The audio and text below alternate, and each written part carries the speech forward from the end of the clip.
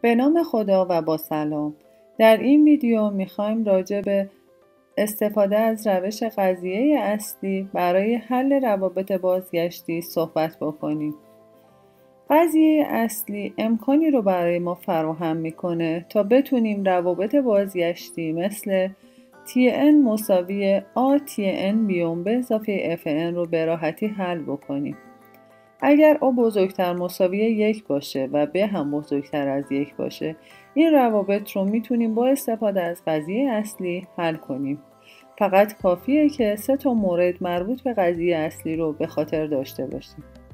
در این صورت بسیاری از روابط بازگشتی رو میتونیم به راحتی حل بکنیم. رابطه Tn مساوی ATn بیوم به اضافه Fn زمان اجرای مربوط به الگوریتمی هستش که مسئله با سایز n رو به A تا زیر مسئله تقسیم میکنه. هر کدوم از این زیر مسئله ها سایز n بیوم دارند، به طوری که A و B عددهای ثابت مثبتی هستند. هزینه تقسیم کردن مسئله و ترکیب جوابهای زیر مسئله با هم توسط تابع Fn توصیف میشه. حالا قضیه اصلی رو برای حل روابط بازگشتی به این صورت بیان میکنیم. فرض کنید A بزرگتر مساوی 1 و B هم بزرگتر از 1 دو تا عدد ثابت باشند و Fn یک تابع بر حسب n باشه. Tn رو به این صورت تعریف میکنیم. Tn مساوی با ATn بیوم به اضافه Fn. در اینجا n بیوم به صورت کف یا سقف در نظر گرفته میشه. حالا برای اینکه پیچیدگی زمانی Tn رو پیدا کنیم و بگیم از چه نمادی هست، 3 تا مورد رو باید به ترتیب بررسی کنیم. مورد اول، اگر Fn مساوی اوی n به توان لوگ A در مبنای به منهای اپسیلون باشه، به طوری که اپسیلون بزرگتر از 0 هست، میتونیم بگیم Tn عضو تتای n به توان لوگ A در مبنای ب خواهد بود. مورد دوم، اگر Fn مساوی تتای n به توان لوگ A در مبنای ب باشه، Tn مساوی تتای n به توان لوگ A در مبنای ب در لوگ n خواهد بود. مورد سوم، اگر Fn عضو اومگای n به توان لوگ A در مبنای ب به اضافه اپسیلون باشه، به طوری که اپسیلون بزرگتر از 0 و همچنین AFn بیوم کوچکتر مساوی CFn باشه، برای بعضی از C های کوچکتر از 1 در این صورت Tn مساوی تتای Fn خواهد بود. برای استفاده از روش اصلی باید بررسی کنیم ببینیم که کدوم یک از موارد قضیه اصلی با مسئله ما سازگاری داره و میتونیم از اون استفاده بکنیم. به عنوان مثال، اگر Tn مساوی 9 تا Tn سوم به اضافه n باشه، A مساوی 9 خواهد بود، B مساوی 3 و Fn هم مساوی n خواهد بود. بنابراین داریم n به توان لوگ A در مبنای ب مساوی هست با n به توان لوگ 9 در مبنای 3 مساوی تتای n2.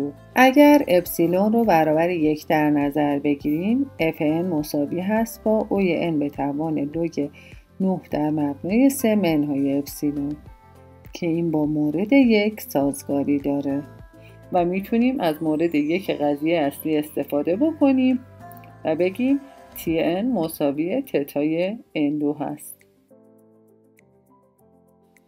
حالا فرض کنید Tn مساوی T2n سوم به اضافه 1 باشه. در اینجا A مساوی 1، B مساوی 3 دوم و Fn مساوی 1 هست. n به توان لوگ A در مبنای ب برابر خواهد بود با n به توان لوگ 1 در مبنای 3 دوم. لوگ 1 در هر مبنایی برابر 0 هست، یعنی حاصل این عبارت میشه n به توان 0 که برابر 1 هست. در اینجا میتونیم مورد دوم رو اعمال بکنیم، چون Fn مساوی تتای n به توان لوگ A در مبنای ب که اون هم مساوی تتای 1 هست.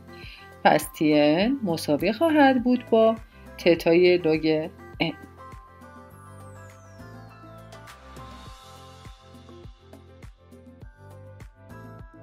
به عنوان مثال بعدی Tn مساوی 2 تا Tn دوم به اضافه تتای n رو در نظر میگیریم که زمان اجرای مربوط به الگوریتم مرتب سازی ادغامی هست.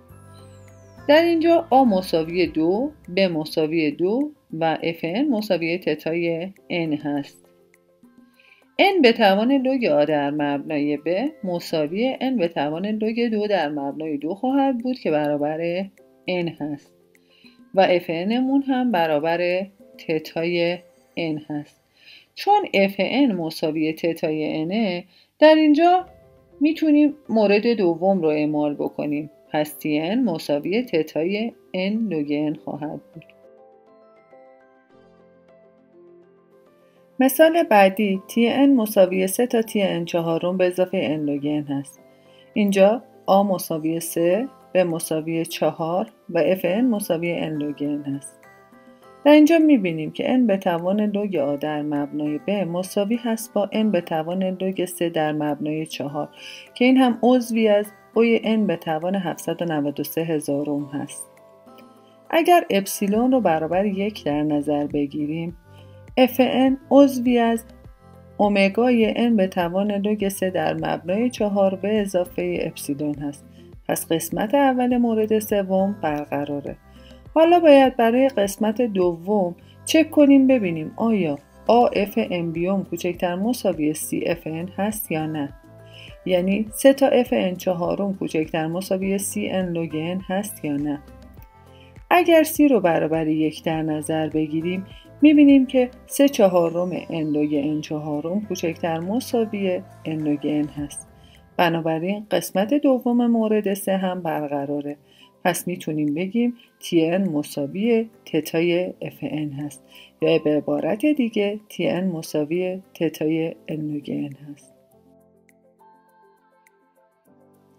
توجه داشته باشید که اگه رابطه‌ای توی هیچ کدوم از این سه تا حالت قضیه اصلی قرار نگیره نمیتونیم از این روش برای حل رابطه بازگشتی استفاده کنیم و باید از راه حل‌های دیگه‌ای برای حل رابطه استفاده کنیم. امیدوارم این ویدیوی آموزشی براتون مفید بوده باشه.